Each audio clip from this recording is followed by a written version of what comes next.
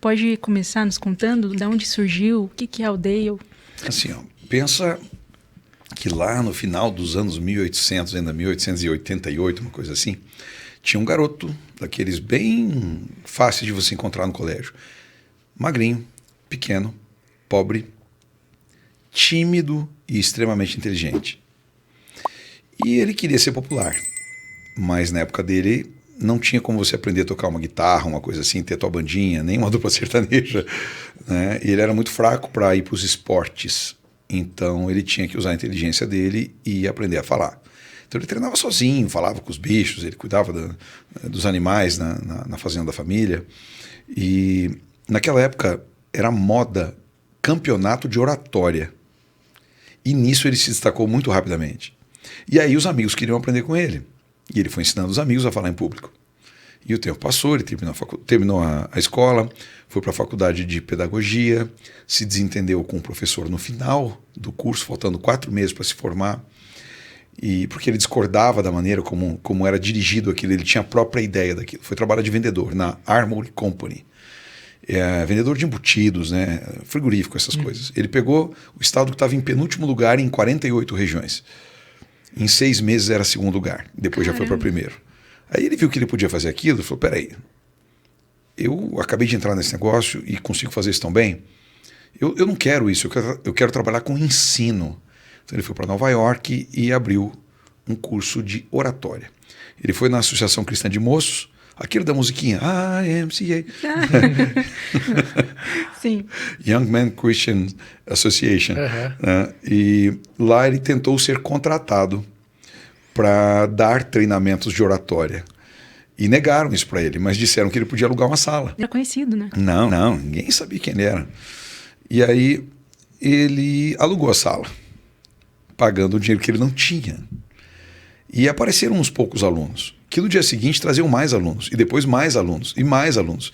E aí ele tinha pedido para pagarem para ele $2 por noite, e ele na segunda semana estava ganhando 14. Então ele levava jeito para isso. Lembrando que nessa época não tinha internet, não tinha nada disso, né? Exatamente. E aí aconteceu uma coisa muito louca.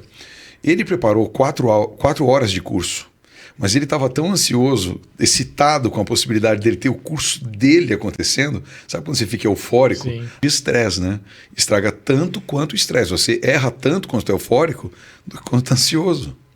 Só que quando você está eufórico, você não vê que está errando.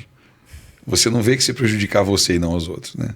Tudo bem, ele eufórico, ele esgotou as 4 horas de curso em 2 horas. Ele não sabia mais o que fazer nas 2 horas restantes, porque as pessoas tinham pago para participar de 4 horas de treinamento. O que ele fez? Ele teve uma ideia, falou, vamos ver se esse pessoal então aprendeu o que eu disse, né? Então, falou, então agora vocês se preparem para contar uma história, né, usando os elementos que nós tratamos aqui. Ele deu um tema para as pessoas e esses estudantes ficaram em pé um de cada vez e ele começou a ajudar essas pessoas a ajustarem o que elas estavam fazendo. E isso ele sabia fazer porque ele tinha treinado os coleguinhas dele lá no fundamental e no nem sei como é que chama, no ensino médio. Isso. E então ele sabia como fazer isso. Ele tinha descoberto o método dele. E depois na pedagogia ele sabia como acessar as pessoas. Então ele teve muito sucesso, as pessoas adoraram e aquilo tomou uma proporção gigantesca, né? E aí pensa bem, o livro Como Fazer Amigos veio depois, né, na década de 30. A gente está falando isso aí de 1912. Nossa. A primeira aula foi dia 22 de outubro de 1912. Caramba.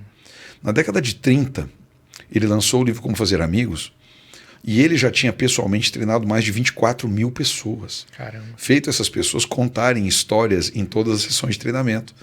Histórias de praticarem as técnicas, experimentarem os princípios dele. Então ele muito rapidamente, dando como temas, por exemplo, como é que você faz, conta para nós um dia em que você lidou com uma pessoa difícil, em que você foi mais amigável, você prestou atenção no teu comportamento e acabou conseguindo fazer uma boa conexão. E na semana seguinte mudava de história. Como é que você faz para conseguir melhorar o ambiente quando está meio tenso? Na outra semana, como é que você faz para melhorar o engajamento entre você e as outras pessoas? Como é que você faz para despertar as pessoas mais movimento, mais cooperação? E ele ia dando temas assim, as pessoas vinham e contavam. Desceu os princípios de relações humanas e depois os de controle de preocupações. São 60 princípios, né? Nossa, ele fez um diagnóstico de cada história. Usando 24 mil pessoas. É por isso que esse Impressionante. troço é definitivo. É definitivo. Digamos assim, é a base, é a fonte, é o ovo, né? De tudo que existe em termos de treinamento veio dele.